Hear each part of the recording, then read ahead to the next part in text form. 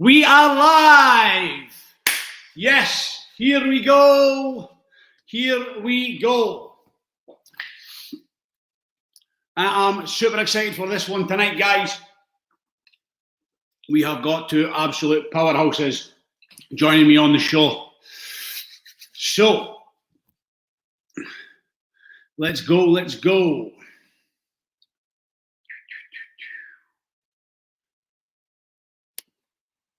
We have action. Guys, as you are jumping on to the live, drop a little comment in the box below, say hello, give us a wee fist bump, a wee wave, thumbs up, whatever you've got. And as we go through tonight, if anybody's got any questions, if you have got anything to say, bang that in the comments as well. Because Sam and Sheli, while we have them on, if your questions are shit hot, we will lay them out to them. All right? Yes, Ali, great to see you. Burmy boy, the legend that is. My wee ginger son. Loving it. Yes, so here we go. So guys, as you're jumping on, hit that share button. Let's get this story out to as many people as we possibly can. Two amazing people individually and like unbelievable as a team. So yes, super excited for it. I'm just going to jump over and bring them on. Sam and Sheli, how we doing, guys? Hey buddy, how are you? Hi. Yes, fantastic. Just going to move my wee light in the studio, make sure they're decent here. Shining off the bow of the napper. Yeah, we'll put some moisturizer on that. So guys, how we doing? Yeah, Good, fine, mate. all right for a Wednesday. Yeah. Here, before we even get started, Sam, I've got to thank you and apologise because really it was after our live on Instagram that went tits up and didn't save that forced me into looking at another platform, and Good. now we're here and it's just went from strength to strength, so buzzing me. Yeah, good. That's good to see. Good to see how far you've come from the Instagram stories. Like, We're getting there. We're getting there. for sure. So tonight, super excited to have you on, guys. Tell us what's been happening. In life, in the gym, in lockdown, what do you want to know about? Well, here, lockdown was a bit of a journey for you guys, wasn't it? Yeah, I mean, we worked for 14 months to get the gym open, and we got it open, and it was open for 10 weeks. And then, selfishly, there was a pandemic globally, which meant that we had to close our gym again. So we hadn't even really felt like we'd got like going. Like we were learning so much within the first couple of months of opening the gym. And then they were like, and you closed. So yeah, we're trying to keep our head above water for the last 7 months. How many months has it been? It's about 8 months now, I think. 8 months, yeah. Keeps going, does it? Yeah, I would say though, I never realized. I don't know if it was the impact we'd had on people already, or just how good people can be. But we're still here, and we've managed to still be here 8 months later on a business that was only open 10 weeks, and that's got to say more about the people involved in the business than us. It's got to say more about the members that we have than us. So any success that we have right now, or still being open right now, is 100% down to the people that supported us in lockdown. Sam, because here I'd only joined like two. I think I came to 2 classes. I've done a couple of one-to-ones with Sam, and then it was like bang. Oh, there's my pen. It's like bang. The doors were closed. But you kept going through the summer with the Zoom classes. Yeah, we did Zoom. So 3 times a day. So it was almost essentially we were open for 10 weeks and then had to build a whole new business strategy or business model in 24 hours. You're kind of like, man, what's going on? So we figured out kind of within hours that we were obviously going to rent our kit to our members, make sure everyone had the basics as far as a dumbbell, an ab mat, or a kettlebell, and then we took part in 3 Zooms a day, 7 a.m., 10 a.m., and 6:30 every day through lockdown. Shai and I both took them. It was good though. I actually really enjoyed it. It was a good laugh. It was like a whole type of fitness, wasn't it? Like you've got to be really inventive, and I know so many places that didn't do anything at all online, and so many places that when they did stuff online, it was just burpees all the time. Yeah. So like, you had to do something that would keep people coming back, and yeah, and still help them. Like, I know a lot of people that got the fittest they've ever been in lockdown. Yep. No, definitely. I stuck to it for a good 7-8 weeks in a row. Yeah, you were good. Do you know what? As soon as the weather started turning shitty and the rain started coming in the garden, I was just a wee bit like, because that's where I was training. Put us off a wee bit. But here, it wasn't like there was guys who were cracking it in every day in the living room. But the garden was the escape for me. It was the wee get out to get away from Blossy and the kids trying to crawl between your legs and jump over your back while we were training. But you would say, like, I didn't need to work out in my living room. I just worked out in our space. But I would find it very difficult to have one room as a training space, a space to relax and switch off with family, a working space, because most of the time, if you're training at home, chances are you're working at home too. And then it just be my home. I would find it very difficult to find that multidisciplinary aspect in a room, because sometimes going to the gym is me getting like mentally prepared for whatever it is I'm about to do to myself. Yep. And it's an escape as well. And for people, especially you guys are different. You basically live inside there. It's like but for people who are on the outside, kind of fast, active lifestyles, I think I'm just speaking about myself. But it's a total escape. You know what I mean? Getting up in the morning and getting that smashed in is like it's like therapy. It's like therapy. You know what? One of the like CrossFit ethos methodology like sayings is that as coaches, it's our job to make it your best hour of your day, like being with us. So that's like when you come through the door, that's our aim, is for that 1 hour that you're there. We don't nag you or have a go at you or do all the things that you actually come to the gym to get away from. And we try and make it the best hour of your day. And I think that's one of the biggest differences of a generic gym, where you swipe your card as you go in and you swipe your card as you go out. You don't necessarily know anyone's name, but you don't really need to, because you're not interacting deliberately. Whereas in a place like a CrossFit gym, our sole purpose is to make sure that when you come in, you have a really good experience. And whether you improve your fitness specifically that day, or you just mentally feel better when you leave, job done. Yep, I love it. So we'll come back to that when we get a wee bit into the show. But I want to start with you guys' story, because two massive contrasting stories. But where did it all begin? Go for it. Smash it out. I will be as short and succinct with this as possible, because if I actually told you the full truth, you think I was making it up. So we'll just go through the basics. I always wanted to work in sport, but I didn't know what. I rode horses to a really high standard, nationally and internationally, throughout my teenage years, supported by my mum. But when I got to like 20 odd, unless you had millions and millions of pounds, you just couldn't do it anymore. So I gave that up, and I was at uni. I went to college and got an HNC and HND in sports coaching. Then I moved on to sports therapy, went to RGU in Aberdeen and qualified. And now I have a master's in biomechanics, kinetics, and human movement. I've also got like another degree on the back of that of just like sports science and exercise stuff. So with that, I wanted to use that and have a sports injury clinic. That was always an aim. But underlying, I really wanted to be useful as a person.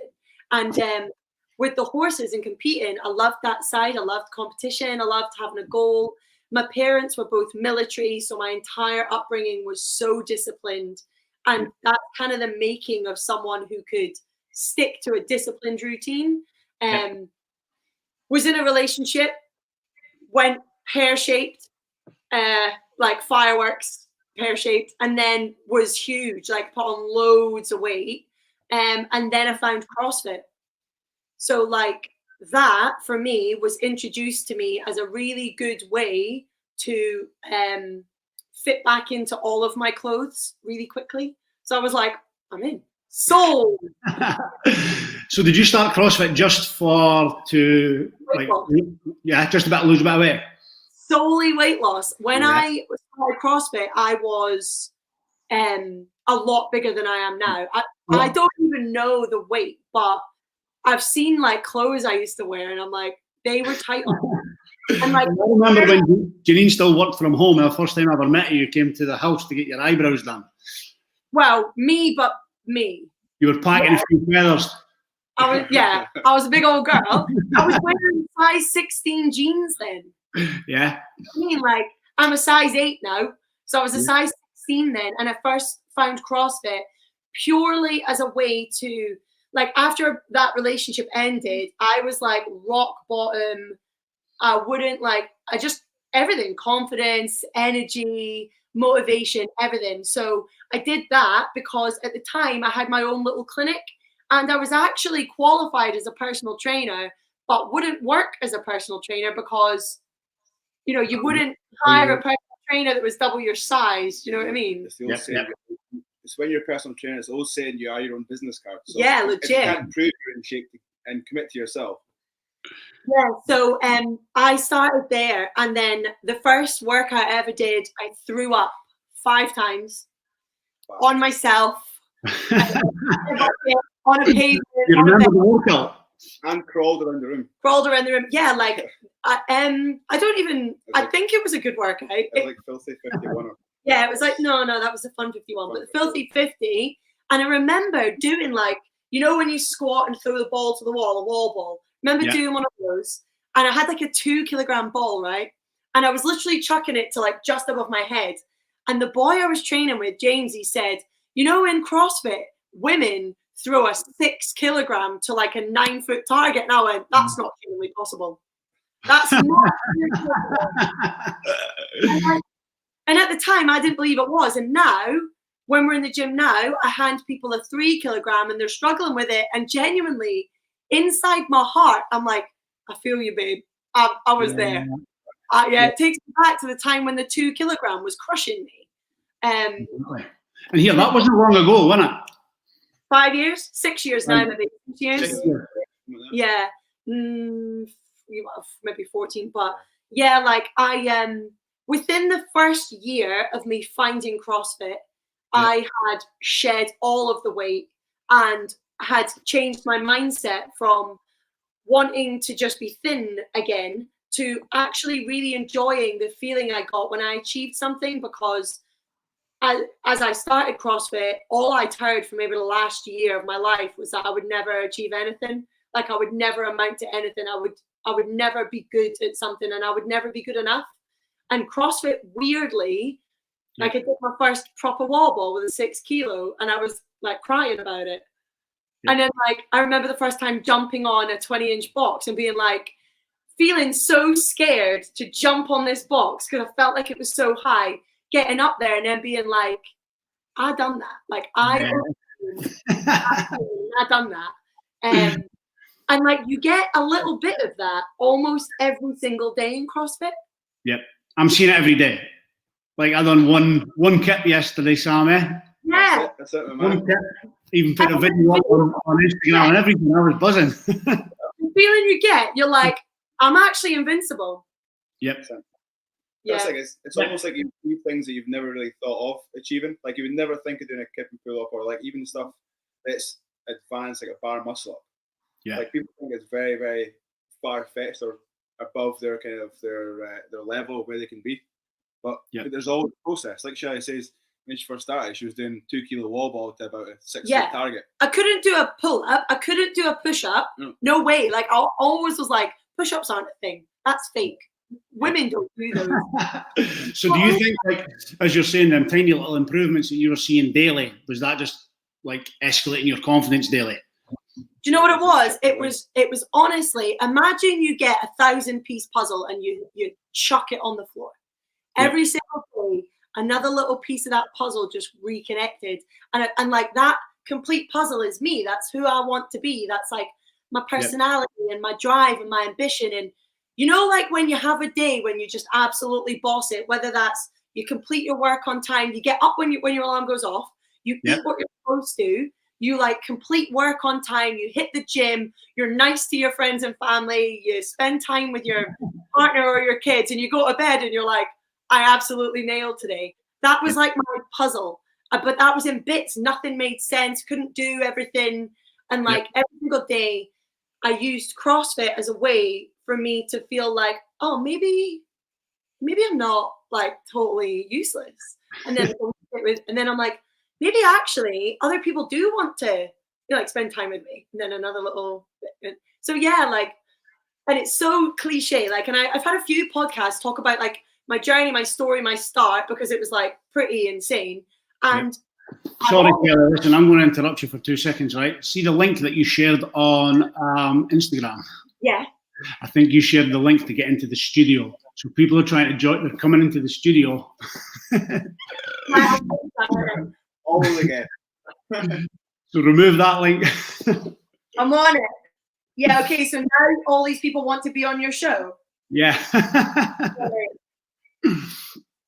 Right, I'm on it. I'll put the one that's in your bio on. Yeah, to go for that, yeah. Yeah. Yeah, fair. Yeah, so done, sorted. Yeah, I don't know what I was saying there, but piece of the puzzle. Job was a good one. I was feeling a lot better. So every day your life was starting to make a wee bit more sense. Yeah, and like it stopped becoming about just weight loss as well. I think like the first thing I ever tried to qualify for was a Nations Cup.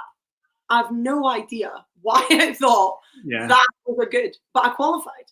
And I ended up being in this mixed nations team called the Barbadians down in Manchester. And I went down and I competed and it was really good. I don't remember what place we came or whatever, but it was really good. And then the next thing I went to qualify for was something called Battle of the Beast that's later been called the European Championships. European Championships. And I qualified.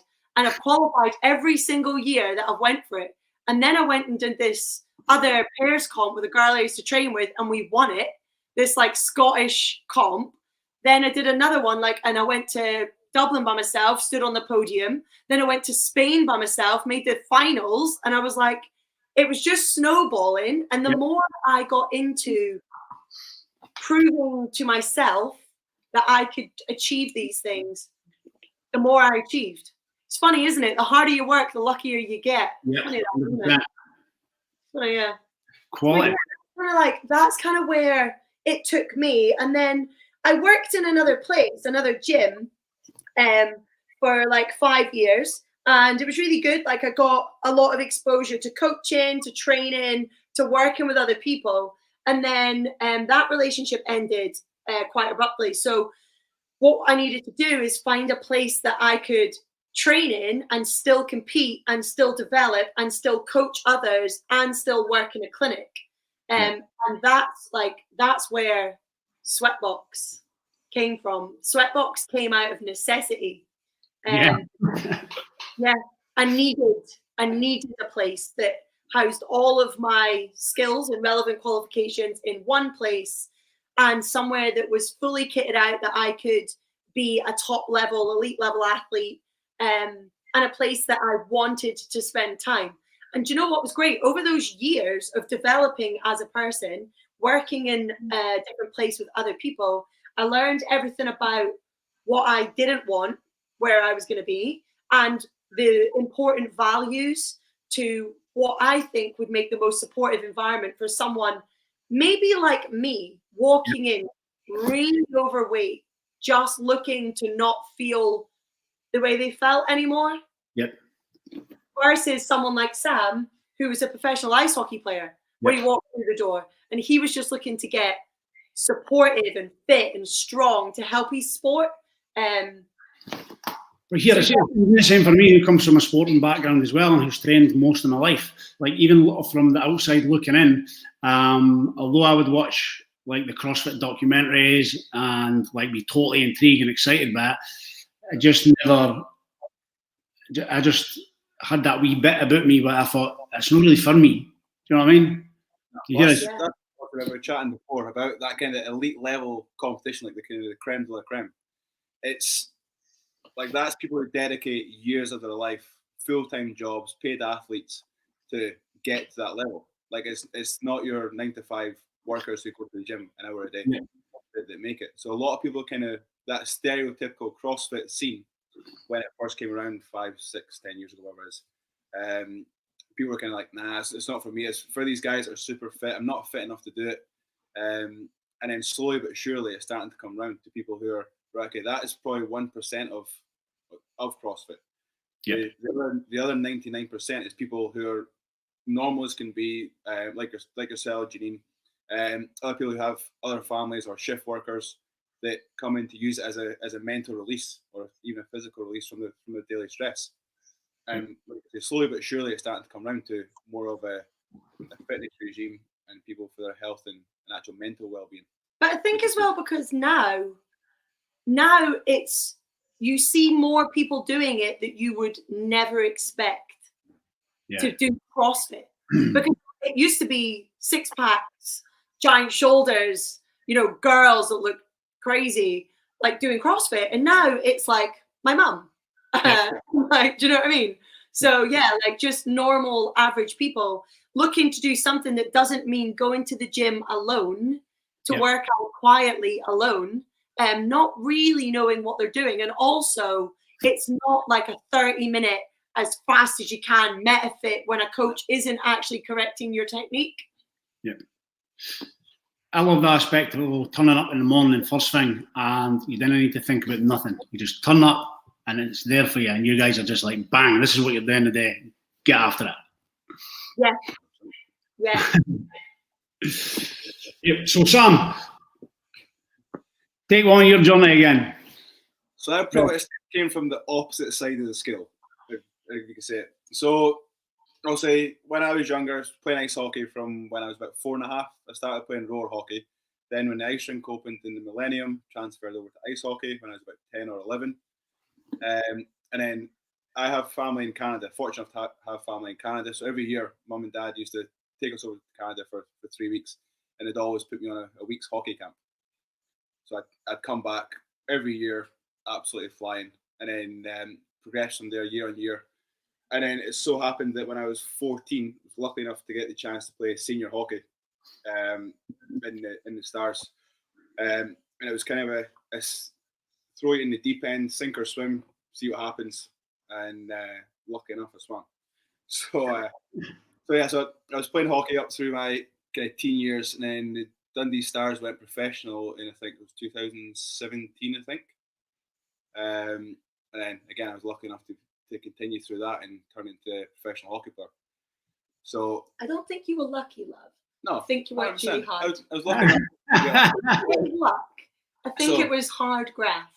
The majority of it was hard graft, I'll put that right. But there's always a bit of luck in there as well. Because when you're a local lad, it's the same like with football and whatnot. There's slightly different with hockey because you get up to about 14 imports and there's only about 16, 17 guys on the team. Yep. So there's 2 or 3 British guys that make the team every year and still is to this day. So the rest of them are Canadian? Yeah, the rest of them are Canadian, Americans or Eastern Europeans, essentially. So it's normally the guys who don't make the NHL, so the top league in the world in America, they're in that league below and then they want to come to Europe and play. Just so they can see the world, decent level of hockey as well. And they play a different style of hockey as well from the European side. So, nice. So I was about 17. Some of them get like education paid for them and have to come over, don't they? Some of them do, yeah. Normally each job has 1 or 2 kind of master programs going on. So 1 or 2 of the guys will come over to complete their masters in business or whatnot, finances, generally the kind of the most popular ones. And then everyone else is literally just paid as they come in as their job, just like obviously footballers and stuff like that as well. So, so I was about 17, 18. I'd finished school. I went to college and done my HND in accountancy and finance. You look like an accountant to me. Right? So after I done my HND, I was like, right, I'm going to focus on professional hockey, see how far I get, do what I can, and kind of just spend a good few years kind of enjoying it. So played with the Stars, played down in England for a year or so, and then when I came back up, it was about 2014-ish. I then came to. Who did you play for in England? Hull Stingrays. So that was just 1 year we went down there. It was my second year pro, and then came back up to Dundee. Then like old. Old, mate. Old. Is that the place that you blew up the eggs in the microwave? Aye. Right, yeah. Aye. So What was that? Tell us that. So one of my housemates. So there was 4 of us in the house. There was me, one of my best mates, Tristan, who's from Dundee, and 2 other guys. One guy was called Jack Watkins. The other guy was Dan Scott, both from down south. And it was like pretty much everyone's first time away from home. So Jack was, I want to say, 17, 18 at the time. So young. We were all watching one night. We were like, right, we'll get the brave pills on. We'll watch this scary movie and that, as you do. So we were in a townhouse and the kitchen was on the bottom. So Jack had went away, put some food on or whatever. Middle of this movie, pitch black screen, room was dark. We were all like this in the screen, like, what's going to happen? Next thing, bang! We were like, Jesus, what went on? Nothing was going on. TV was still black. Jack was like, shit, my eggs. He forgot about his eggs, boiled the eggs dry, and the pan had just popped in the kitchen.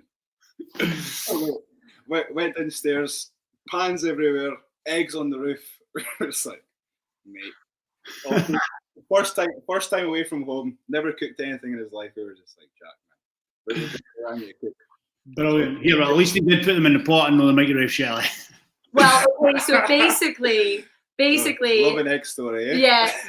The other part to this is that I've previously been told if you put eggs in the microwave, they grow. That's not true.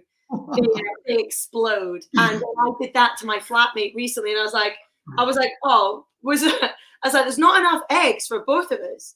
So just put that one in the microwave and it'll double in size and we'll half it.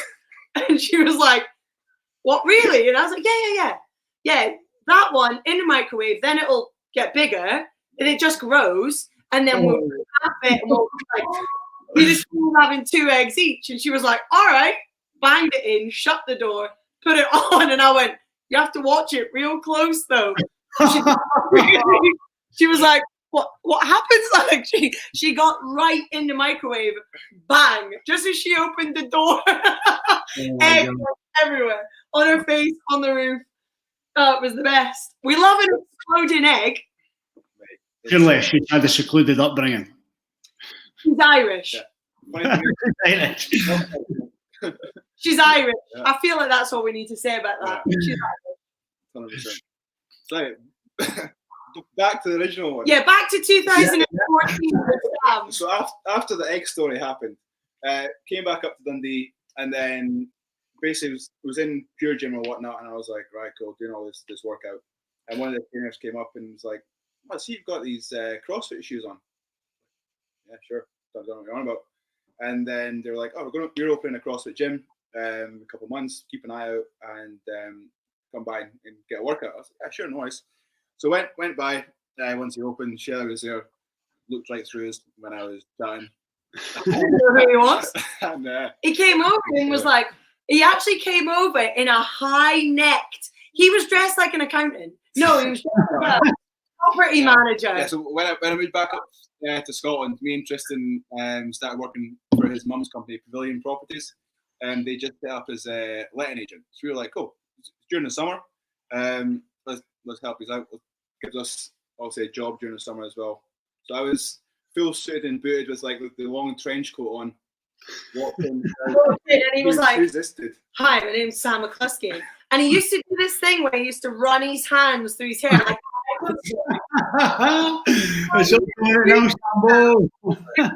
hi, I'm Sam McCluskey. And I was like, all right. Oh. And then he said he had like some injury at the time, shoulder or groin, probably a torn groin. No, grade 2 hip flexor. Oh yeah, actually it was Gilmore's groin, if I remember rightly. It ended up being Gilmore's groin, so which is a common problem, especially in hockey players. But so he's like, oh, I need to come into the clinic and see you. So I just went, no problem, Sam. Here's my number. Just give me a text. We'll sort out an appointment. 30 minutes is £30. We'll see you when you come on in. Blah blah blah. And that was it. And I just sort of walked off. And he was like, all right, bye. See you. Yeah. You started training at the gym, didn't you? So I then was like, They yeah, cool. sponsored you. Yeah. So I was talking to the guys, and they were like, well, if we can sponsor you, because I was like, yeah, there's you can get space on the top, sponsor a player, then obviously gets business promoted and whatnot. So yeah, cool, no worries. So I started training there, and for free. Training for free. 100%. So they sponsored me, so they got like the advertising and stuff on my jersey, and in place I got to train there. Perfect. And then I was fortunate enough. I was kind of like I walked in of this professional athlete, fit as a fiddle, slight injury, niggles, and then Shelley was on the rig and stuff, and there was another guy, Scotty Wilson, one of our good friends. He'd done CrossFit for a few years, and he was like, "Oh, see if you can do all this stuff." I was like, "Yeah, sure, I'll give it a bash." And so he was like, toes to bar, thrusters, chest to bar, pull-ups, all that sort of stuff. I was like, "I'll give it a bash, see what happens." Jumped up, toes to bar straight away. I was like, Could do everything. Cool. I can get that. One shot. So, just had to show him once, and he could do it. So the same with pull-ups, obviously kipping, butterfly. I was kind of like, right, okay, took us kind of a couple minutes, but eventually kind of got it, and then I was able to do it all. Same with, this will probably offend a lot of people, but muscle-ups. First day in the gym, I completed toes to bar, completed pull-ups, completed chest to bar, and completed muscle-ups. So everyone was like, yeah. So as you can tell, hate this guy. Yeah, he didn't make very many friends when he first started. It did take a while to warm to him. Was this first day, first week? First day, mate. Day one. First day, I was like, yeah, cool, I'll give it a bash, why not? And I was like, an hour. this time I was about a year into CrossFit. So I'd lost a bunch of weight, and I was definitely fitter than I was, but was still like trying to get like pull-ups, still like, I don't even know if I could do toes to bar at the time, but I certainly couldn't do handstand push-ups or anything, because I remember failing them in front of you and then being like, I'm okay, what are you on about? I'm fine. So I couldn't do handstand push-ups at the time. Yeah. So like gymnastics wise, I got them first time. Olympic lifting and just overall mobility. It was crap. It was great. My squat, it was a car, like absolute car crash. Like tight hip flexors, tight obviously back and stuff from hockey. Just for being like essentially 20 years of leaning over. Yep. About. So mobility and Olympic lifts took me a good few years to kind of get the gist of it. So still playing hockey and started CrossFit. And it's probably like the last 2 years of hockey. Last 2 years, 3 years of hockey, I started doing CrossFit, and I felt like it was a good training regime for me to transfer to hockey. Fitness was going through the roof, recovery was going through the roof, and also mobility was getting better as well, so less injuries. Where do you think nailing them gymnastics movements and that came from, Sam? What kind of training were you doing as a hockey player? Well, when I first started training, it was very much kind of bodybuilding, get as much mass on as I could. So I was 14 years or 15 years old playing with men. So guys were hockey, right? I'll rephrase that one. So I was playing in the senior ice hockey team as a defenseman. So very much like bodybuilding, put on kind of as much weight as I could, and then then from there I was like, right, okay, I need to be a little bit more sport specific. So as far as like sprint work, more agility stuff, and then kind of you're gone. Absolutely gone. I love that. Absolutely gone. So, I'll do that for a few weeks. For sure, right? So I kind of changed up my training regime. Something that was a little bit more sport specific. Obviously, I was watching YouTube a lot as like professional hockey players, what their training regime was off season. Couldn't leave the room for 5. Jesus. And then so when I came back up from Hull, when I was in Hull as well, there was a guy, Jason Silverthorne. He was very much kind of functional fitness sort of things, very much about kind of single leg balance work and very much kind of core stability. Yep. So it was probably like sort of like a transition phase between bodybuilding or strength work into like functional training. You alright? So when did you start playing with the men? What was that, mate? When did you start playing with the men?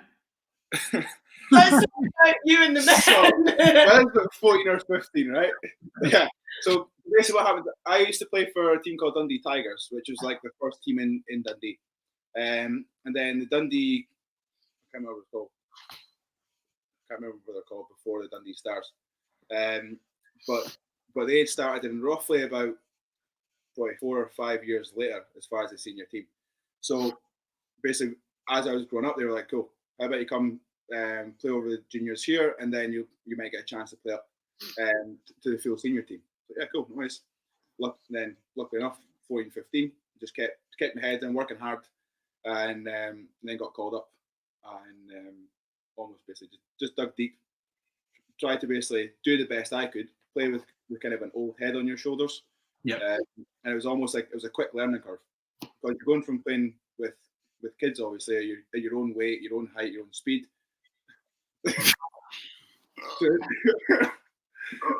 Look.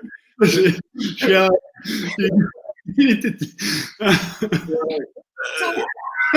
Please.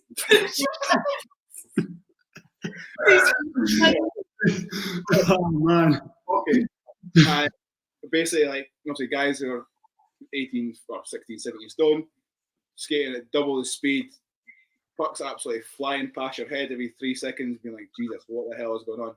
So it was a case of literally like, right, cool, let's just knuckle down, get to grips with it all, and make sure that we're kind of standing on 2 feet. You know, so that was where the senior hockey started. But going back to it all, as I was kind of finished up hockey, or 23, 24, and I was starting to do CrossFit. However, I would say when I met you in that year or two of hockey, you loved it, and then just something changed. 100%. And for a year of your last hockey, you didn't want to go. Like, you were like, training. For sure. And like games you didn't look forward to, and that I'd never seen that from you. And I think the coach you worked with at the time had a part to play in that. Yeah, I think there was multiple things that kind of changed my mindset, as far as like, right, it's almost time to move on. Some were injuries, like I'd started getting, like, I got a puck in the foot, couldn't scale for like a month or something. Then I was a torn hip flexor. Your shoulder was a bad one. Then I'd done Really my bad. meniscus in my knee, and then after that I popped my AC joint in my shoulder. That was all in the space of like a year and a half, 2 years. So that was a pretty rough ride. Yeah, he was never off. He was in my clinic every single week. Yeah. Every week. But prior to that, kind of, hockey was going really well. Like, we had a cracking season.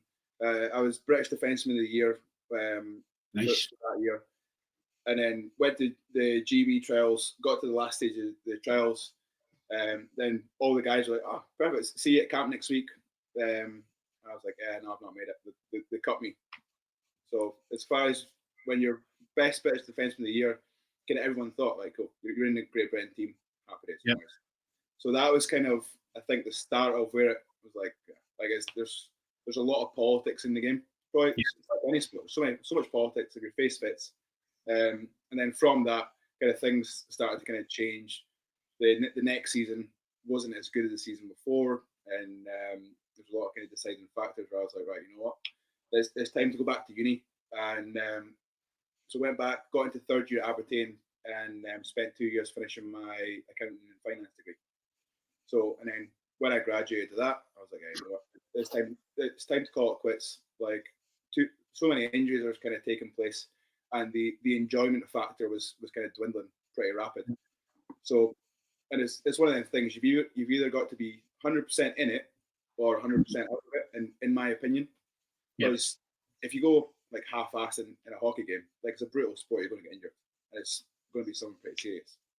So that was when I was kind of like, yeah, you know what, it's time to call it a day. Then, so when I retired, I was 25, maybe 26. And so I was like, right, let's try this corporate world until we kind of find our feet and see what the future holds. So I went and worked as a business development executive up in Blairgowrie for a company called Castle Water. So the desk job had started.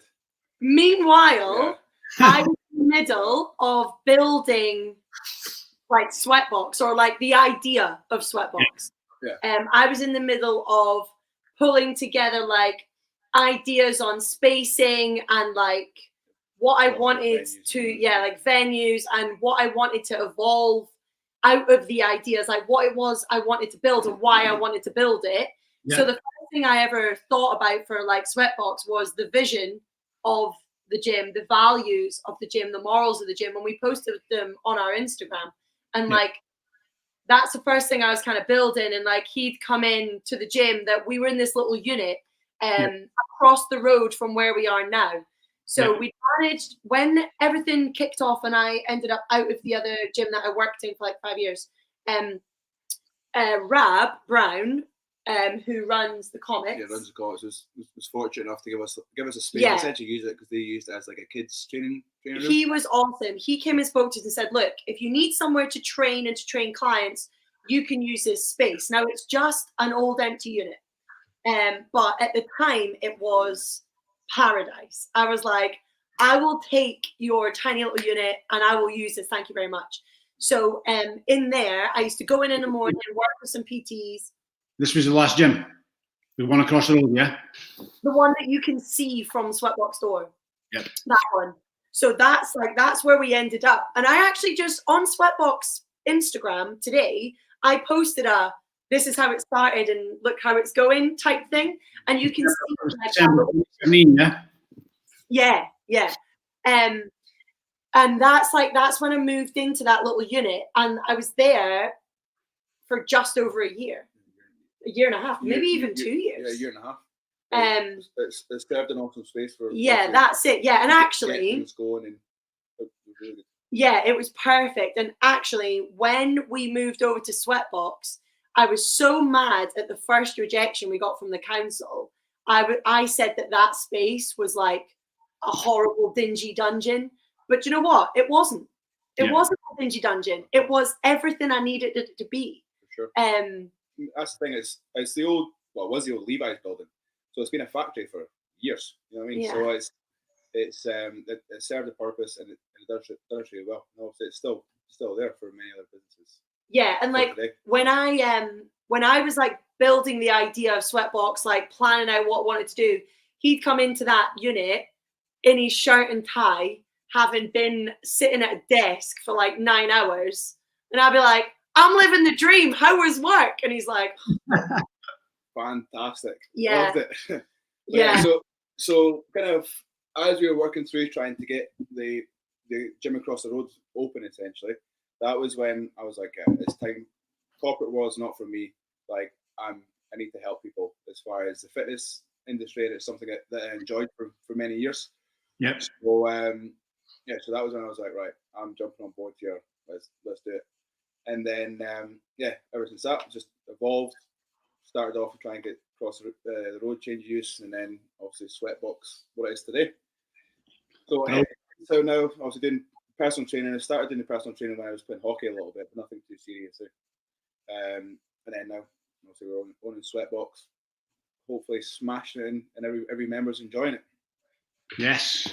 So brilliant, Shelley. You touched on what you had your rant saying it was a dingy old place when you called it the council before. I totally did that. We're not going to be calling it any of the council tonight, all right? No, you're right. And do you know what? I'll be totally honest. In the past, I have definitely let my frustration show before I've really considered the implications of that. My surname is McCoy, and I feel like that's kind of what we do as a McCoy. So, but definitely against my better judgment. And I would say to all the listeners, when you're really, really mad about something, don't do a Facebook Live. Yeah. Don't do that. At least sleep on it for a day. So, yeah. Well, let's wind it right back then and tell us a story, because there'll be people watching who've not got a clue what we're on about. So, I moved into the unit, the hockey unit, and looked around and thought this could be the gym I want to open. There was never the word SweatBox at that point. Didn't know about, like, hadn't come up with that, but I had drawn an idea on paper and in my mind of what I'd like the space to be. And I always want, like, my company, my first company was called Complete Physique. I have 5 now, but my first one was Complete Physique. And that covered my injury repair clinic, my sports injury clinic, sports massage, all that kind of basic holistic stuff as well as my personal training and nutrition plans, Complete Physique. I always thought it would just be called the Complete Physique Health Hub. So this is what I was imagining when I walked into this unit. But in order to do that, we needed change of use on the building. So we applied for change of use, and we hired an architect in town who knew obviously what he was talking about, because we didn't know what we were talking about. Yeah, we had zero idea. So hired an architect in town and began the process to have that industrial unit, which is category 4, 5, 6, industrial warehouse or storage, 4, 5, 6, changed to category 11, which is leisure facility, gym facility, public. Gym and leisure and assembly, I think they call it, but category 11. So we wrote the application, hired the architect, it went in, it got rejected the first time because it was an industrial unit. Then it got put to the local review body, a council, who visited the site. So 6 people from the council came up. I remember one of them was called Margaret. Margaret came in with this group, and I said, Margaret, hi, my name's Sheli. I want to open a gym. This is what it will be. This is the unit. I was thinking about having the rig over there, blah, blah, blah. Gave them a bit of a tour. Yep. Yeah. And like just told them my dreams, why I wanted to open this, what it was going to do for people, what I had to offer. And like they had no questions really. Oh, actually, when would peak traffic flow times be, type thing. And I was like, well, really early in the morning, probably 6 a.m. and then lasting at night, like 6 p.m. I was like, so not much during the working day because people work. And that was it. And they passed it. They granted us it. But upon later inspection, the building required a lot of work, and the council would absolutely not provide us with a past building warrant. That's the thing, like we need to, because it was a raised entrance as well, we'd had to put like a massive disabled ramp in, etc. for disabled access. So like to bring it up to standard would have cost us hundreds of thousands for the disabled access and things like that. And someone within the council who looked at the plans said, that's a nightmare, don't do it, on a building warrant perspective. So, and the other thing was, there was a few other implications that if we'd applied for that may have impacted the other businesses within that one building. Yep. And we didn't want to do that to people. So we were like, it's going to cause a lot of problems for everyone else around us and us if we go ahead with this project in this building. Then across the road, they were setting up to build brand new units. And we went over when there was a digger in there. We didn't even know what they were doing. And we spoke to the guy and went, here, mate, what building? And he was like, oh, there's new units going up. And we were like, is there really? Can I just say that Shelley's accent for Dundee people? Here you, hey you, how you but no, they don't talk about, do they? No. Ken. I can't. What is it? Hey, bend the hooves. So he told us that, oh, we're building new units here. So we went and spoke to the guy in Winter Simpson, the landlord. His name's Stephen. He's great. And he said, yeah, that's what I'm building. And we went, can we have one? So he showed us the layout. And then as they were being like built, the flooring was being laid and the outskirts were going up. Sam and I went over and we were like, this is amazing. So we were going to have one of the units, but knowing how ambitious I felt I always have been. And it was like, for us, it was, what do we want to achieve eventually? It was not like, oh, all right, the small space, like one unit would be fine to start with. Yeah, but even now we would have outgrown that. So when they were building, we told them not to put up the dividing wall between 2 of the units, and we'll have them both. Yeah, so it worked a little bit. So the brand new unit, obviously, it's brand new, high spec. Every unit that across the road didn't have, you didn't need to put in ramps. It's ground floor level. Parking's right outside as well. You're still using the facilities exactly the same times, early morning when no other businesses are open, after 6 o'clock when all other businesses are then closed. So, yeah, continue. Yeah, that's like, and the difference in it as well is that it's It's on the same postcode. It's on the same road. It's basically the other side of the street. Yeah, but it's a lot safer for people as well, because the other unit, half of it was concrete floor and half of it was wooden. So that wooden side, you would have had like a limit for people as well, like with equipment and everything as well. This is obviously a concrete screed floor.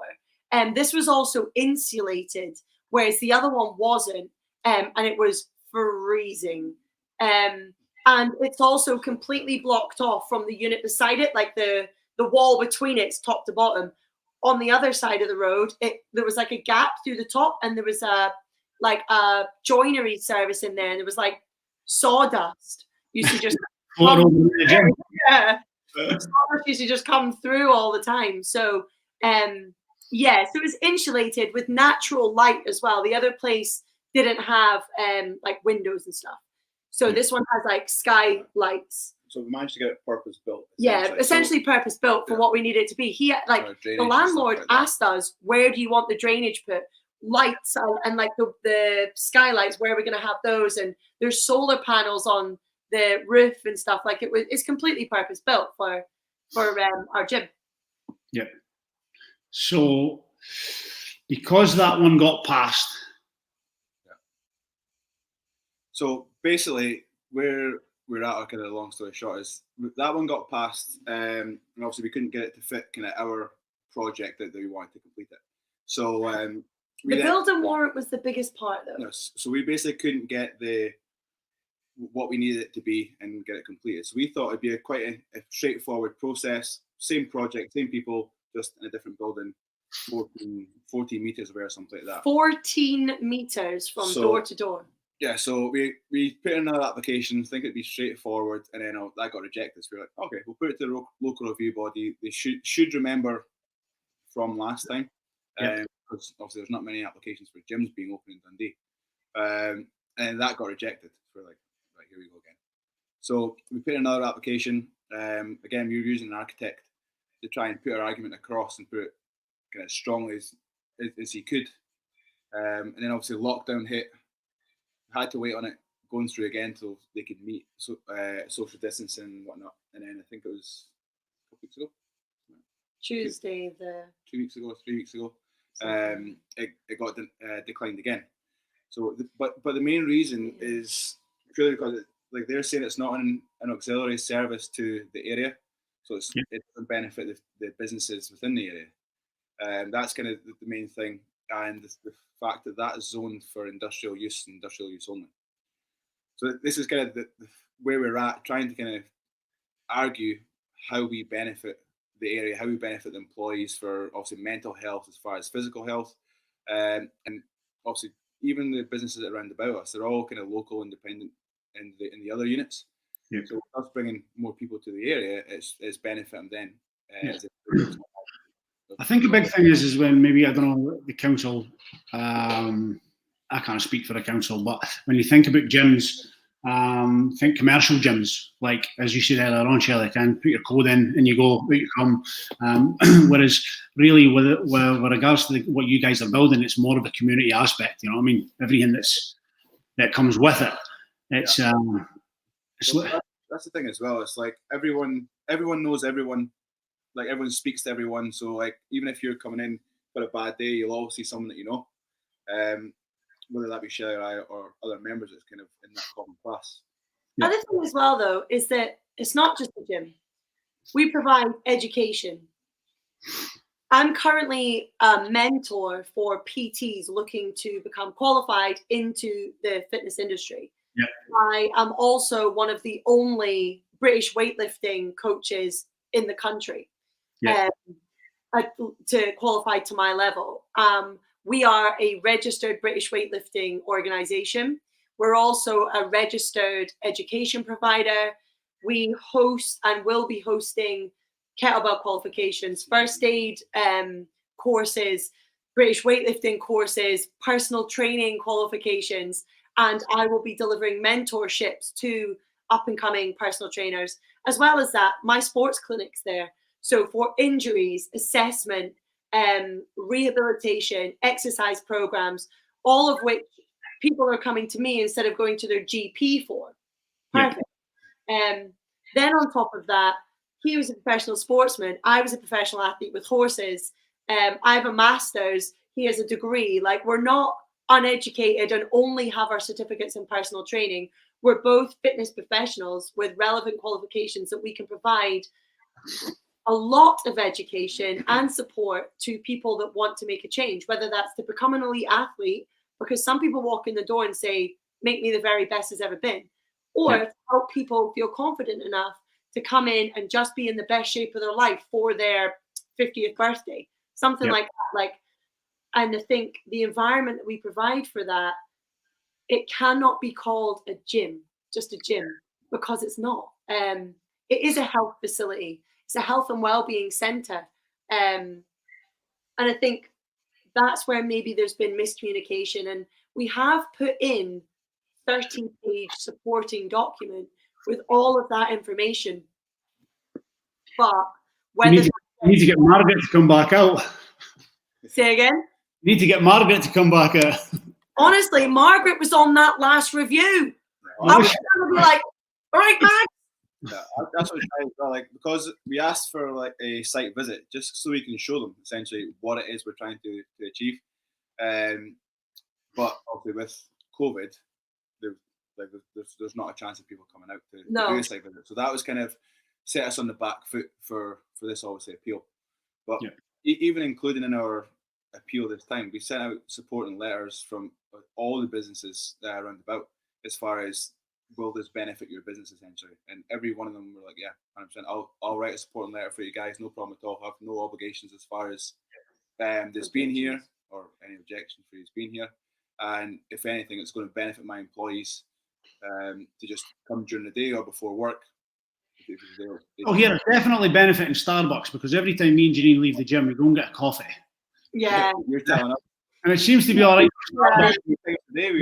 Yeah, but this is the thing, like, those businesses right beside our facility is Domino's, Greg's, and Starbucks, who all were passed for category 11 or whatever, retail or whatever, which, you know, like in that zoned area, each area in the industrial estate is zoned. In that zoned area, that's all industrial, no exceptions apart from Starbucks. No exceptions apart from that, apart from Greg's. And no other exceptions apart from Domino's. Yeah, well, they go to but no gym. You can get fat in that industrial estate, but you can't get fit. But the Greg's and Starbucks now, they had to go through the Scottish government to get passed. Yeah. Like, because obviously they're an auxiliary service to the area as far as how it's benefiting their business. So that's kind of picking and choosing, unless somebody's getting a brown envelope or something like that. And I'm skin, because my choice was to either put money in a brown envelope or build banging showers in the gym, and I wanted the banging showers. So it's been a journey, and obviously battling to get the doors open, battling to get, like, well, you've invested thousands and thousands to keep yourself ticking over, to be open for 10 weeks, battling with the council, and then obviously, as you say at the start, COVID hits. Then this news again in the past couple of weeks, guys. Do you believe, if you're a different kind of person, or do you believe that because of the background that you have had, that's helped you and how you have battled through? I mean, perseverance for this one's been pretty much how we've got through it. I'm laughing, I'm smiling, and I'm laughing because this is like the worst thing that's ever happened to Sam. Like, on a personal level, this will be the hardest struggle like he has definitely faced. Yeah. And in all credit to him, he is so logical, he's well processed, he listens, and he process it or try to process it. And douses the fire that is me. However, I'm definitely more spontaneous, but this is not the worst thing that's ever happened to me. Like, so I like, although it stresses me out now and causes me endless amounts of angst and insomnia and all the other stuff, like, you lose so much focus. like I'm also a full-time CrossFit athlete. Like I want to be a full-time professional athlete.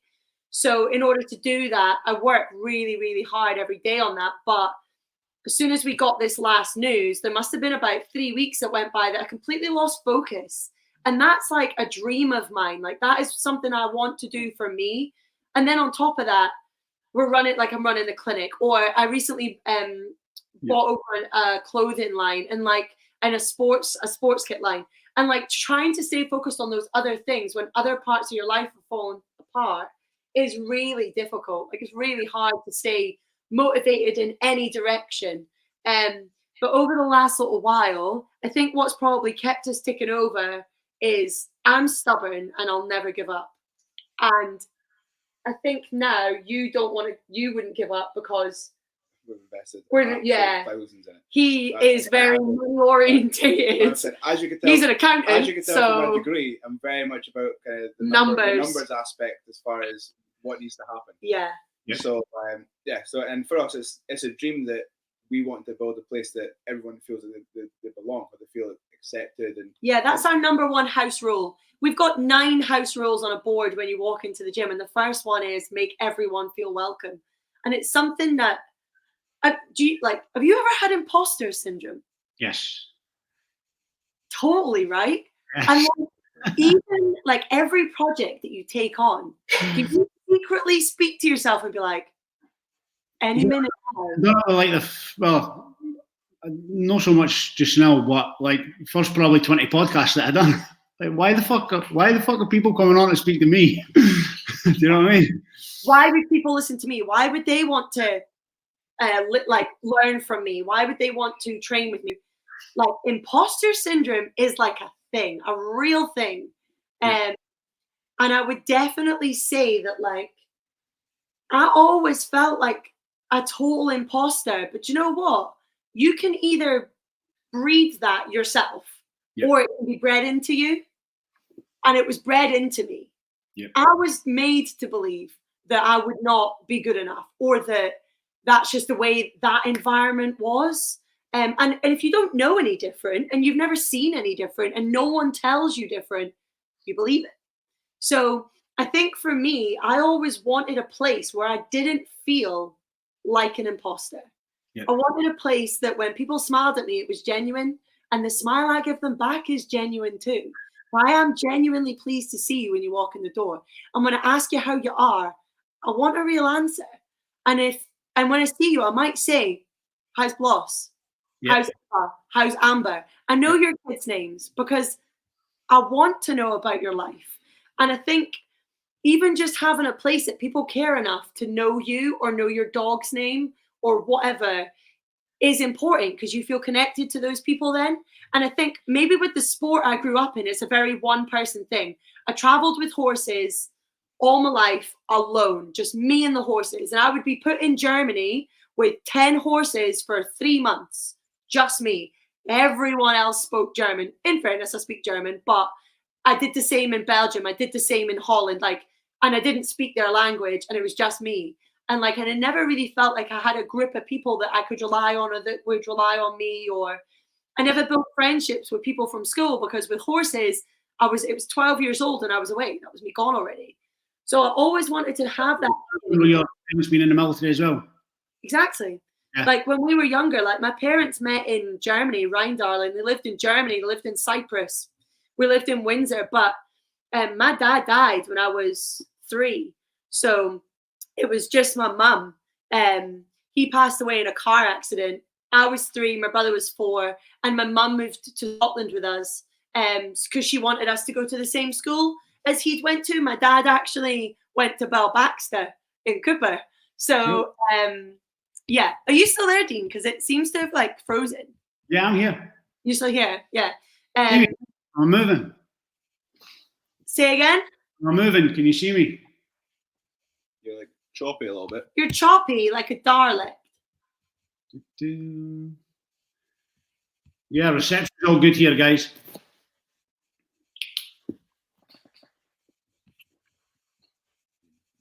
Yeah, but it's just. Yes, you're back. Oh, perfect. Got you. Yeah. What were we talking about? You were on about your parents met and stuff. Oh yeah. My parents were military. So they met in like Germany, and they were in Cyprus. And then my dad died when I was little. I was like 3. My brother was 4. So we moved to Scotland because my dad's buried up here. He's buried at St Mike's, where the little military graveyard is. So my mum wanted us to go to Belbaxter, where he went. And I think from that, being up here, setting out on a new life as well. So you're a fifer. You're actually a fifer. Say again? You're a fifer. Yeah, I'm actually a fifer, yeah. So I was born in Royal Ascot. What's going on here? Then I lived in Scotland in Cooper. Actually, I grew up in Ceres. Do you know Ceres? It's like a tiny little village. It's like the posh. It's like the only posh part of Fife. Is it no Cyrus? No. Cyrus. St. Cyrus or something? No. That's someone else. No, Ceres. Ceres. Ceres. Ceres, yeah.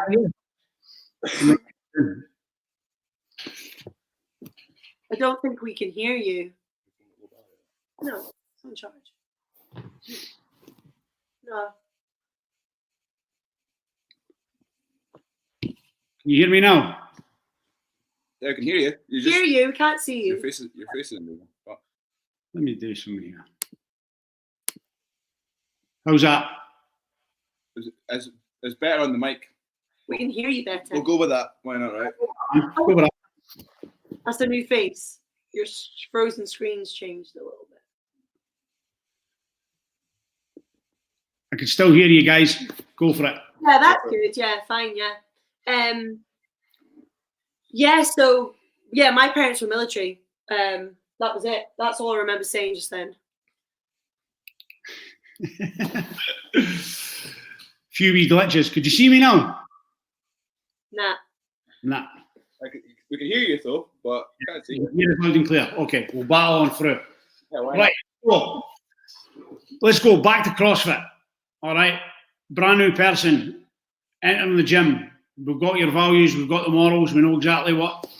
How do we begin the journey?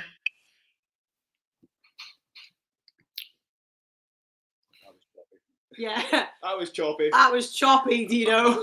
Trying to piece that sentence together. And I heard, brand new person walks into the gym. We know about the vision, the morals. What did you say after that? How did they start the journey? How do they start their journey? Okay. Yeah. So when they first come in, they'll either meet Sam or they'll meet me.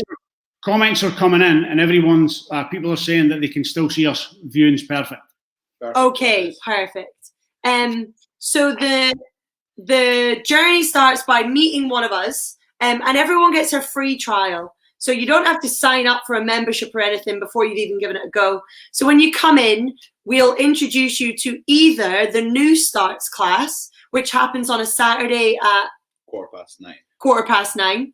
And that is basically a class where we talk through individual movements. So class 1, you do like squat, front squat, overhead squat. We explain everything. We demonstrate everything. And then you get your chance to have a go at them. And we help you with your technique and your movement. We give you tips and hints on how to make it easier, how to make it more efficient. And then that's like quite an easy, ozy learning environment. And we do that every single Saturday with new movements, so you can always learn. And then you join, we'll do a little workout at the end of that, maybe 10 minutes of training so that you can see what it would be like to train in the gym. And then if you come to another class, you sign in when you come in, you sanitize your hands, you keep 2 meters apart from everybody else. And then you find, no touching, you find a little box and you stand in your box, and Sam and I'll introduce the class. We'll run through a warm up. One of us will discuss it. The other one will demonstrate it.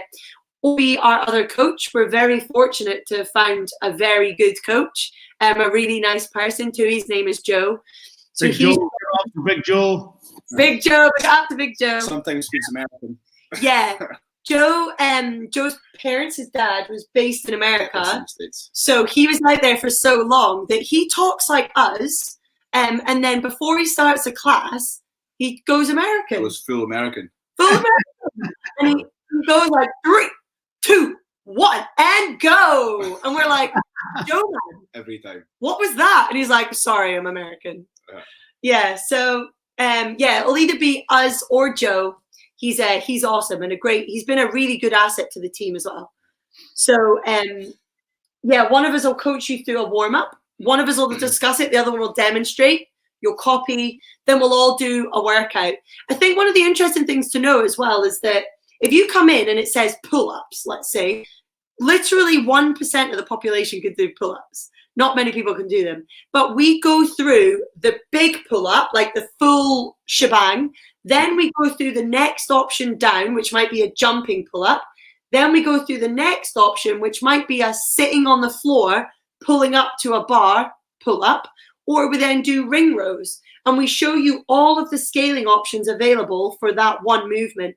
And you pick what you think you can do. We don't tell you what to do. We give you options and you choose your level. And having done that with, let's say it was pull-ups, sit-ups and push-ups, we demonstrate them, you have a go, and then we put a clock on and we all work out together. At the end, we have a laugh. Yep. It's great. Talk about how minging the workout was. Yeah.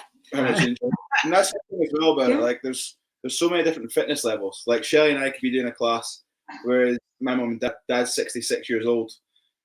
Sprightly, mind. Sprightly 66. Sprightly. But, and there's so many people. Someone who has never done fitness before. It's literally their first time ever sitting on a row or a bike or doing a pull-up or even just lifting a barbell. And it's such a broad kind of spectrum that we go through. And everyone gets exactly the same stimulus of a workout, and it's just suited to your individual level. And I think that's what you found as well. Like there's so many different parts to a workout that you might be more confident at one and less at the other, and combine that to get yourself to the workout.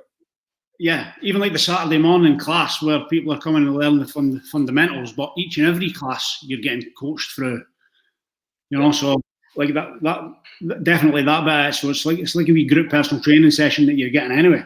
Sure. But for me, people used to chat all the time about the CrossFit bug, all right? And I struggle to understand what people were on about. But in the past couple of weeks, I've definitely caught the bug. Like, yeah. Definitely caught the bug. Like, when you see improvements, that's when it comes. When you do something you weren't sure you'd be able to do, or you get that, you look at a workout and think, oh, I'm going to be terrible at this, or whatever, and you get that little bit of satisfaction from like meeting a small goal. The feeling you get, like piecing that puzzle back together, there isn't a feeling like it. Yep.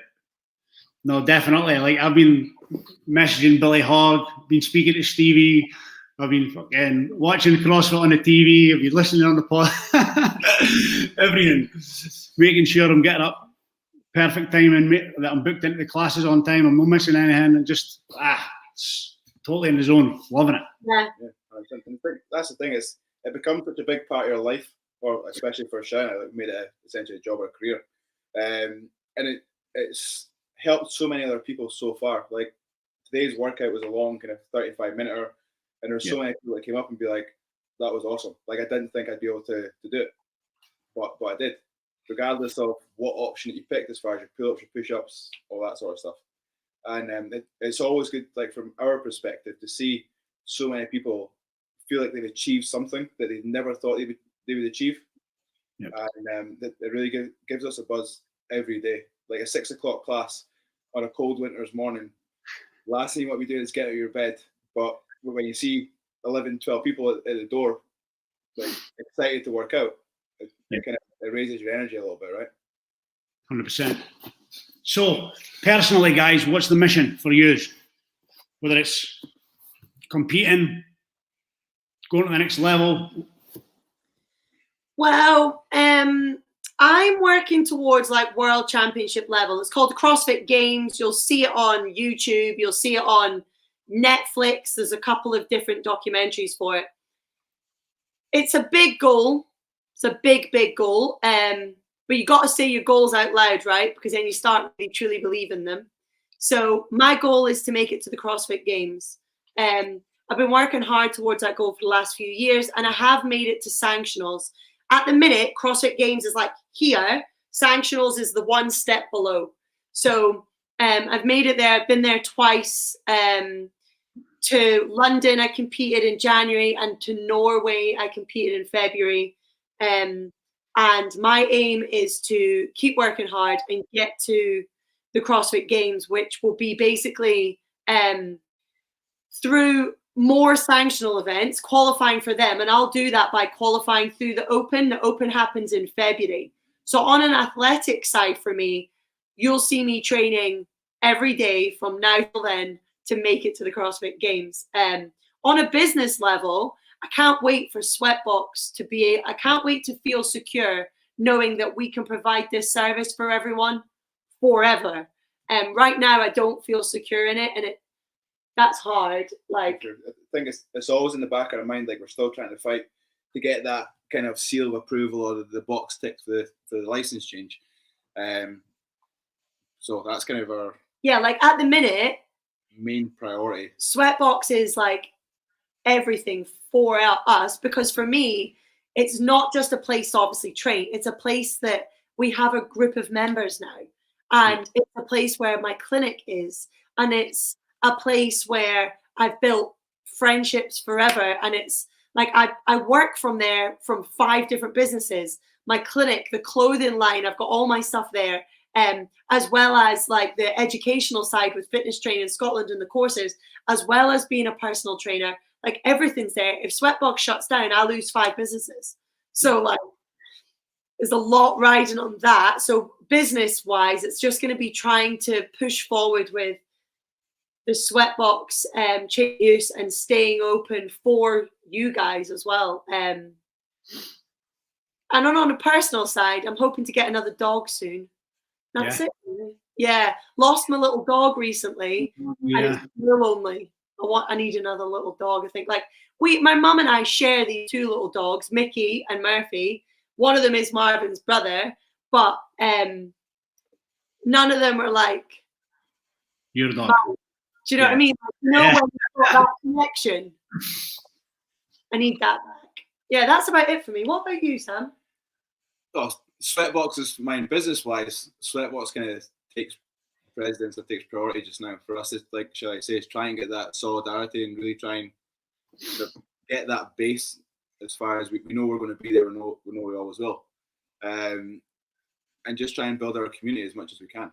How good. So in the midst of this problem with the council, some of our members, some of the guys that are like our best friends now, have written like letters to council members, and they've got so many people to sign them. They started a petition. It's got like 1,000 signatures. Share the petition in the comments here as well. Yeah, like the guys that have done that for us, we can't really express like how thankful we are for them trying, because we're both crap at doing that.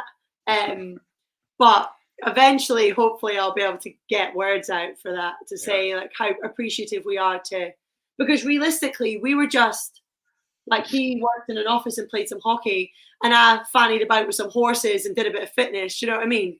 But to come from that, to be able to build something that will feel like a home for many people and provide a place that might change people's lives. Like the place I worked in changed my life.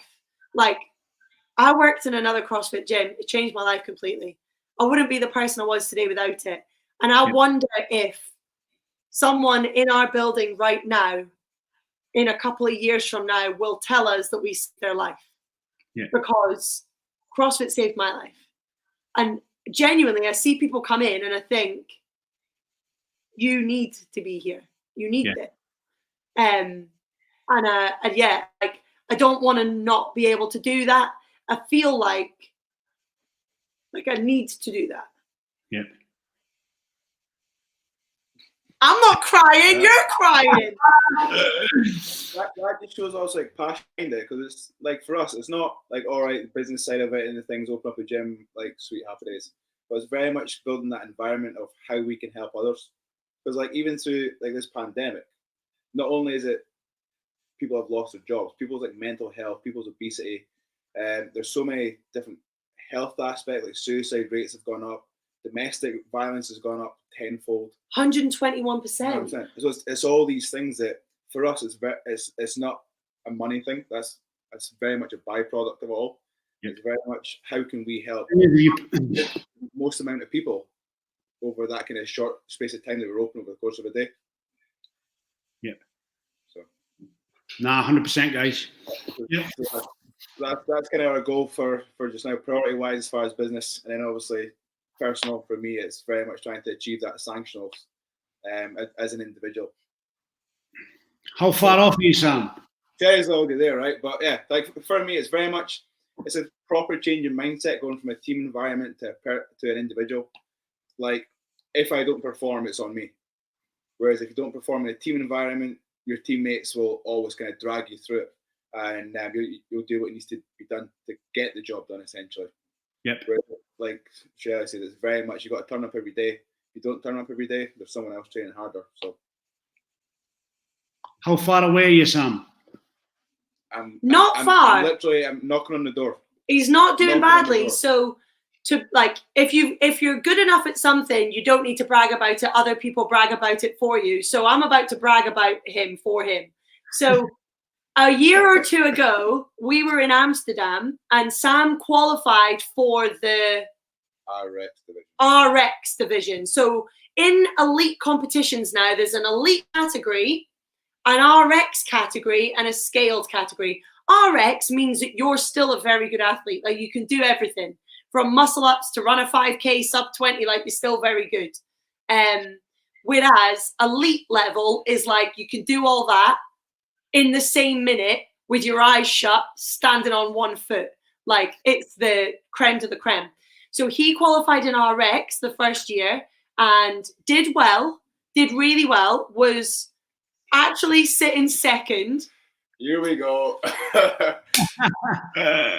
Was sitting second going into the final. And I'd been telling him I coach Sam. Now we're both on the same programming from my coach, but up to this point, I had coached Sam. And in his programming, I had given him something called a pistol. And I told him to do them once a week. Do your pistols, because he's bad at them. Fair? Pure ankle flexion from hockey skates. Fair though. That's what it is. But people don't give a crap what your previous score was. So anyway, did he do them? Dean, do you think he did them? No chance. No chance. The way this story is going, you can tell it didn't, right? So here he goes into the final in second. My heart rate's through the roof. He cool as a cucumber. Mum and dad are going mental. His dad's crying. I'm like, Tony, calm down. Calm down, Tony. Friday. So me and Arlene, his mum, are stood at the gate. And my face is red. I'm gritting my teeth like my jaw hurts. He strolls on, whips off his t-shirt, and I'm like, he's ready for this. Then they call out the workout. Pistols. And I was like, oh my God. Ah, well. And I was like, oh, no, maybe he did them. Maybe he did them. Maybe he's better at them. He wasn't better at them. So turned out to finish fifth.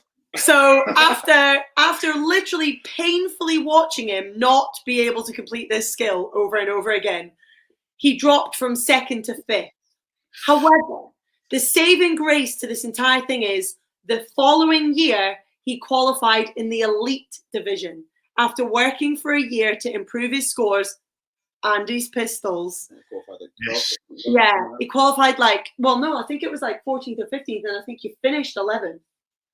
So he qualified in the higher category, producing better results than ever. Yep. Then competed so well over the course of the days, so composed, relaxed. He warmed up. He did as he was told. He worked the way he was supposed to. He created strategies for the workouts. He executed strategies. He listened to what he done well. He listened to what he needed to improve on, which I was obviously yelling at him from the sidelines. You're coaching him for all this, Sheli. Say again? You're coaching him for all this. Yeah. Because I'd done this. I chose. It was good. Because also from a professional background, like you can strategize as an individual kind of the best that you can. But because I was from a team environment, if someone went wrong, you're like, ah, sweet, that is what it is. But where from an individual, you've got to essentially think on your feet and be like if someone goes absolutely tits up, how do I recover from this? Rapid, because you've only got 12-minute window. He doesn't, like, Sam doesn't need a coach physically. He needs one mentally. He doesn't yet think, or he's better at it now, but at the time, he didn't think as an individual elite athlete, but I do. So I just told him, this is this workout and this is what we're going to do. And that's how you're going to win the workout. And what you mustn't do is look over here, look over there. Don't look at that score, hands down, get away from that chalk bucket. Your hands are fine. Get on the rig. Like, yes. That's it. I literally choose at one point, we were doing an event and I can't remember what it was, but Shelley's hanging over this banister or the fence. There's this ski banging on this metal ski. She's giving it big licks. I'm at probably about 25 feet away. Music blaring and I can hear her yelling. I was like, shit. You can hear me crystal clear. I better move. Because he put the bar down and he took a step away and he just kind of went. Took a breath, you know? And I was like, get on the bar now. And he was like, okay. And like, even so much as like counting reps and saying like, rest, 3, 2, 1, get on the bar. Like, that's important because as an individual athlete, seconds is the difference between winning and losing. Seconds, like 2 seconds, 3 seconds. Yeah. So, and he finished very highly there. So exponential growth in the course of a year. Yeah, and I was like a year that I actually focused on CrossFit. So. Yeah, and I think given the right opportunity, I think Sam doesn't train as well now as he could because his focus is on the gym and his investments on the gym. And I can block out adversity left, right, and center, and I can just be like this with my training. He doesn't yet have that. So, and that's just a situational thing, really. So, I think next year, when everything comes good, PMA. 100%. We'll both be smashing on the sanctuary floors, going to the games. Absolutely loving life. So that's it. Yeah, and that's the thing just now, like with this pandemic going on and whatnot, there is no events kind of schedules apart from the Open in February. So our sole goal for training is the Open in February, and then if any comps come in before that, we'll see what happens. Yeah. So yeah, we've got Big Chris Phillips on, Burmese on, Billy Hogg's on, Debbie Phillips, Avril, Wisey's on. They're all shouting out Burmese. Burmese saying, under my guidance, Shelley will get to the games. I'm really happy with her progress. Who said that? Burmese. Yeah, absolute top cheerleader. Though. Actually, yeah. Do you know what? Top cheerleader. I will actually say, so, do you know what the Miko triangle is? No, but, well, Burmese sort of told me a wee bit about it the other night. Never did it. So basically, there's an athlete called Miko Salem. You told me about Sam, did you? Aye, savage. Yeah. And the fittest in the world complete this workout for its top level, the elite standard. And it is minute 1, you do 20 calories on the bike, 15 calories on the bike. Minute 2, 20 calories on the row, 15 calories on the row. Minute 3, 20 calories on the ski erg, 15 calories on the ski erg. Minute 4, you rest. But it's not really a rest because to get 15 calories on a ski or 20 calories on a ski, you have to go to a very dark place. So in that rest, for the first 30 seconds, you're trying to like stop seeing stars, essentially. So my coach wants me to complete it at the 15s, which is the highest standard for elite females. And Sam wants to complete it at 20s as well. So for every Monday night for the last, feels like forever, but I think it's like 8 weeks or 9 weeks, we've been working on it. So week 1, I completed at 11s. You were like 15s. 15, 16 or something. And then week 2, I done 12s. He did 1 more. Week 3, I done 13s. Week 4, I tried 14s, but failed in a few of them. Did like 13s and 12s. Week 5, I completed 14s. So it's been like the last 2 or 3 weeks, I've been adding in 15s. And this Monday night just passed, I did 5 rounds. It's 10 rounds essentially, isn't it? 4 exercises, 10 rounds. I did 5 rounds at 15s. Yeah. And then a couple of rounds at 13s and some at 14s. And Sam did a couple of rounds at, how many rounds did you do at 20s? 2 or 3 rounds at 20s. So we're getting there. Whatever the program was supposed to be. Yeah. See, this is the thing. I was meant to do 2 rounds at 15s, but my coach always says, always over deliver, never under deliver. So I can never do worse than he asks me to do. Not allowed to do that, but I can always do better. So I pulled out 5 rounds at 15s. Yeah. But Bernie is the best motivator. I am always, when I start on the bike, he starts on the rest. So he's always right beside me. And when I move bit of kit, he just follows me along. And in the first few weeks, it was him going, dig deep, McCoy, come on, another class, let's go, let's go. Swear to God, that's what got me off the rower and onto the ski. Sure. And when I started to slow down, Greg was like, there, let's go. And I'm like, oh, yeah. Got it. Very, very motivational as a person. And actually, don't tell him I've said this, but really nice to have around. Do you know what he reminds me of? Like a rainbow. He's just like a whole rainbow in the room. Yeah, man. Literally never done. He's just always smiling. Do you know that Roald Dahl saying if you smile enough, the sunshine shines right out your face? I feel like that's him, like. Because he's big ginger beard. Yeah, it might just be the ginger. Yeah, he's just like a rainbow in the room. Like, I really appreciate people like that. Like, to be fair, everyone that's on here, like, probably listening right now. All our members are amazing. Like, Avril's one of my clients who I have the best time with. We talk about everything. And most days she comes in, she's just got like new trainers, innovate trainers. She's taken her training so seriously. She's so dedicated to it. And I find that inspiring. Like, maybe I inspire Avril to some degree, but maybe she doesn't realize just how much she inspires me every time she shows up to a class in the morning, every time she comes into training, willing to work. And I'm like, and I'm inspired by that because fitness, like for everyone really, it's not their life. They have a real job. They have a real purpose. This is our life. So when I see people dedicating time to the things that we love, I really appreciate that. Yeah, really respect it. Yeah, for sure. Love it. Your mum's actually saying that your dad's no 66 till the 10th of November, Sam. He's almost there, you know what I mean? 3 weeks. Hi, Tony. Almost 66. Sorry about the crying comment. Cool. So before we go, I want to know, like, what does your training consist of just now and Shelley, or both of you? Yeah. Don't ask him. He's not trained in a week. Well, let me tell you about that. So, well, basically today I trained first thing in the morning. I had clients, but basically I'll train for about 3 hours over the course of the day, maybe split that between 2 sessions. Like on Monday, I trained for an hour in the morning, an hour and a half in the afternoon, and then an hour at nighttime. That was the Miko. But today I trained for an hour in the morning, and that was conditioning, and a 5-mile bike, a 1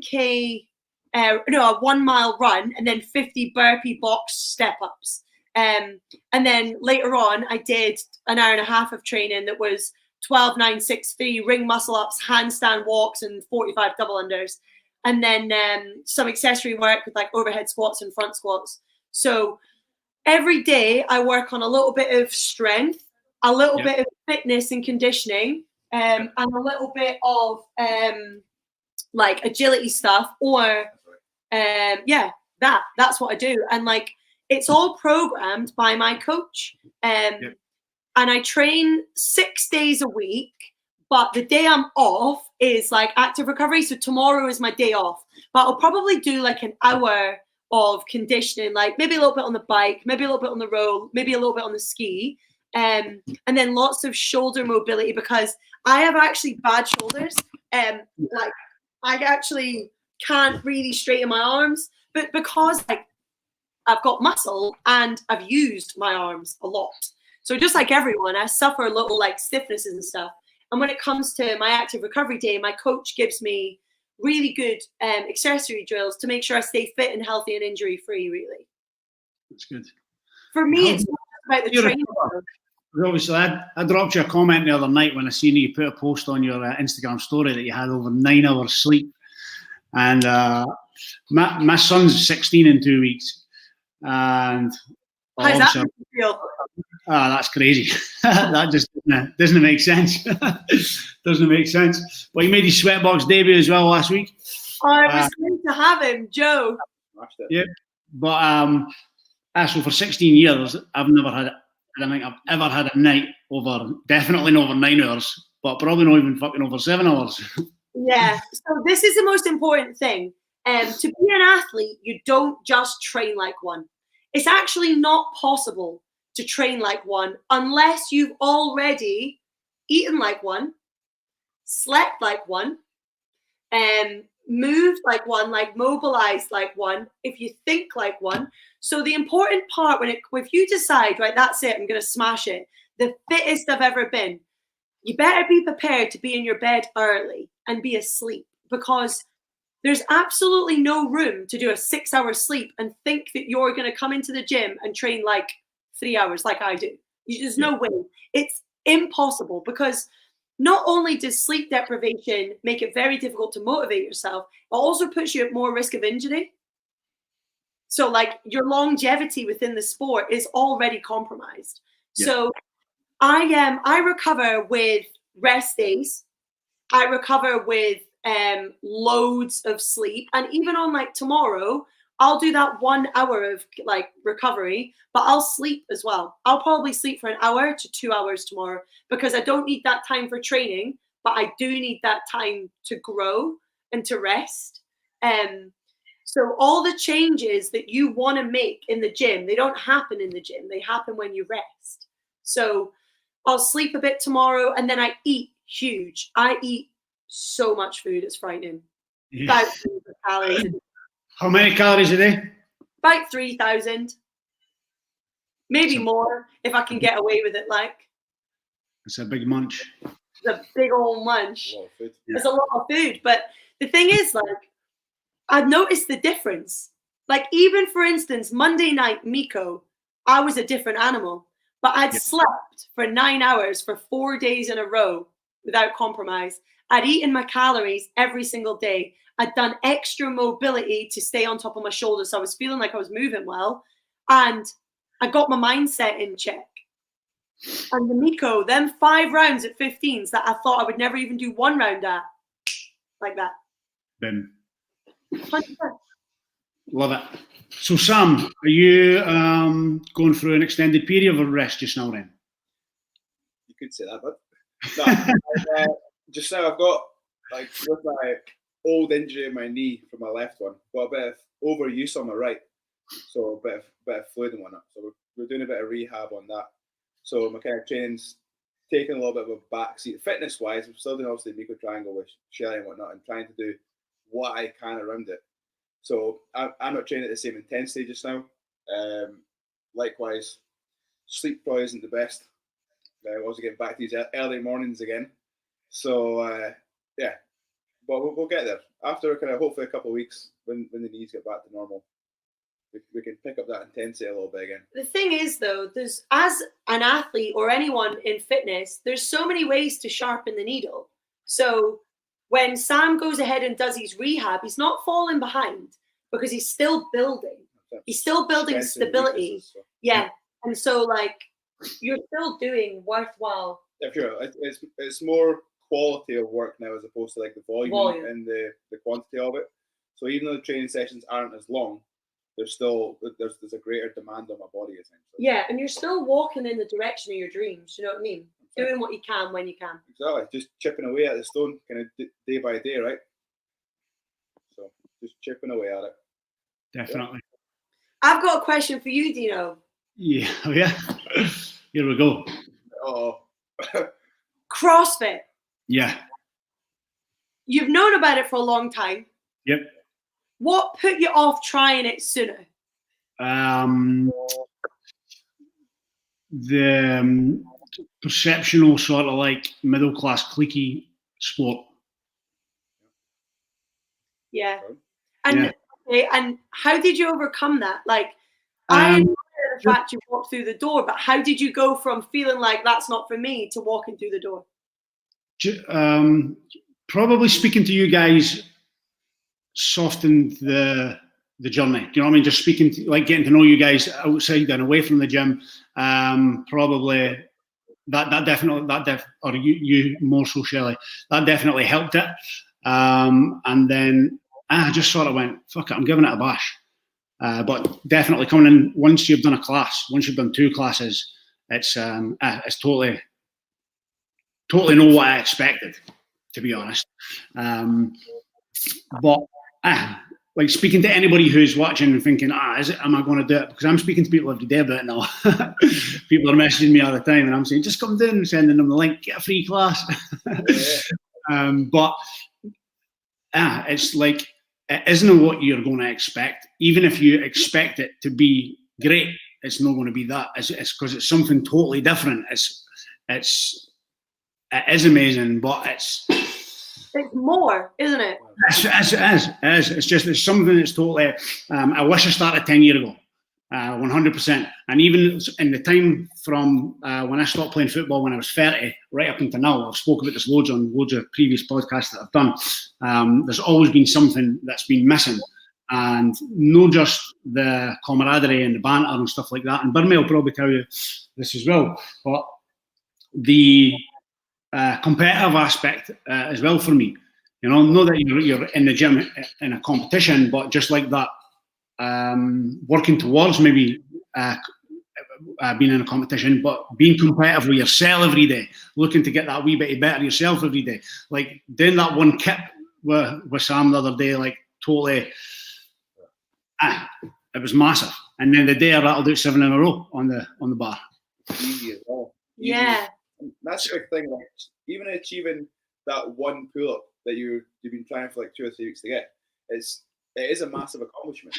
Like, even though we've done it for years now, so for us it's like we try and increase that volume. But seeing someone get their first muscle up, their first handstand push-up, like deadlifting their body weight for the first time, that gives, like, for us as coaches, it gives us probably just as big of a buzz. Seeing that happen, more. Seeing that happen than us hitting a 1 rep max, like a new PB. You're like, one of my clients once. Say again? No, like the post you put in, like the charity event on Friday as well. Like our Pure Butterflies, I was like, oh yes, I was totally texting Billy, texting Stevie, like, yeah, are you doing this? It was just like even that, like it's like having a ready-made group of gym friends, like the people you would go to class with. But yeah, like whenever we see you achieve, I remember one time, like I tried to get muscle ups for years. I wasn't athletic like Sam. And the honest truth is, I am not talented as an athlete at all. I have to work so hard for any skill that I have. I just didn't naturally do well at sport. So like when I got my muscle ups, I was very happy. I did cry a little bit. But see, when I've taught people up to getting them, one time, one of the girls that worked with me, her name was Sarah, got her first muscle up. I screamed the house down and burst into tears, and she wasn't even as happy as I was. Yeah. I was like, oh, I'm so proud of you. And she was like, all right. You're embarrassing me. But yeah, like, we get so invested. So like, I'm asking you like about what made you come to CrossFit, whatever, because I feel like you're just the right sort of mindset. You have the ready, set mind that's going to push themselves to reach their full potential. And I'm just wondering, like, I see you train every day and I'm seeing you improving every day. And I'm just wondering if you've got a goal for that, to just like, you're going to compete or... My initial goal is just to get shredded again. Yeah. That's my first goal. But the thought of like, just like that competitive thing on Friday, it's a charity thing, but it's like it's a competition thing again. That sort of just gave us wee butterflies in the belly. Yeah. Well, that was a big thing for me as well. It was like me retiring hockey. I knew I could just be like, right, that's my competition kind of mindset gone. I had to do something to try and fulfill that. So exactly the same with you. Like each day you come in, you're always trying to achieve something in that workout, as opposed to being like, I'm just going to the gym to work out. Yeah. Yeah. You've always got to set. Maybe sounds like we're sitting or at the end of this and we're trying to totally plug the gym or shit like that. But obviously, it's no. I'm not trying to do that. I'm just totally trying to be honest. That neither mind. This is the thing. Like the one thing you'll always know if someone in the room does CrossFit, because that's the first thing they'll tell you. Only because they're absolutely buzzing to share this feeling. Yep. Oh, yeah. That's why I've started doing one-to-ones with you as well, Sam, because it's like when I'm seeing these wee bit of progress, I'm like, I want to go and learn it better. I want to get the technique better so that when I go in, I could throw more weight on the bar, or I could. Also, like whenever you're in a workout, let's say you're in a workout and you see someone doing toes to bar, full toes to bar, you look at it and you just think, wow. Like I remember seeing people do all these skills and just being like, that looks like they're flying. Like I want to do that. That looks like it feels amazing to be able to do that. Yeah, and it is impressive. A lot of the stuff is impressive. Yep. No, 100%. Well, I'm on a mission. Yeah, this is the thing. I know you are. I've seen it. I've So seen it. by the way, so is Janine. She is. Actually, I'm a little bit worried about that because the other day I just seen her stiff leg deadlift 100 kilos. Easy for six or for six. I can't do that. And I'm like, if this girl turns it up a notch and starts heading into CrossFit on the daily, I'm going to have to keep working harder. Yeah. Do you know what? I checked the workout for tomorrow because my shoulders are aching. And I was like, wonder what the workout was for tomorrow. I sent Sam a message saying, what's Bob's? But I now know it's burpee over bars. Yeah. Janine actually told me before he sent a message back what it was. So she's switching on. Right. But, she's dialed in. It's because it's back squats as well, and she absolutely loves the back. She was like, is there any technique? I was like, yes, back squat. She was like, fucking yes. Yeah, that is good. It's great that you guys can do this together as well. I think sometimes some of the only times that parents get together to do something might be like fitness, because two birds, one stone. You're improving on yourself and you're spending time with loved ones. And I think that's awesome. Like, I think that's what I would always need in my life as well. Someone to train with, definitely. So it's great that you guys can do that together. Nah, definitely. Well, guys, it's been an absolute blast. We've nearly done 2 hours. Whoops. Sorry. 2 hours. Thanks for us on. Really appreciate it. Yeah, I appreciate you guys, man. Definitely. I appreciate you guys for in the gym, but appreciate you for coming on as well. So thank you so much. Thanks, buddy. I can only apologize for the fact that I laughed until I cried. Then I just actually cried. Can only apologize about all that. We'll accept your mute apology, Sam, for confessing about touching. Watching this. It's okay. We love you no matter who you are. Just 2 seconds. The dream team. Laura Raymond. Oh, Laura Raymond. Yeah, she's like my best friend. Right. Yeah, she's got 3 little kiddies, 2 little twin girls, and a little boy, Oliver. They're like, and do you know what? That's the only thing. One thing I regret about the life I've taken on. I have no time. And if I did, I would spend more time with them for sure. Yeah. But yeah, we do all that together. We're quite a good team because we're like fire and water. And I think that's really good. You need a bit of both. And Joe could be earth. Or the wind. Oh, Joe could be wind. I don't think he'd like that. Be energy drinks. Yeah. Jesus. He drinks enough Nocco, but I don't think he'd like that. Nah. Yeah. We'll figure out what Joe could be. Yeah.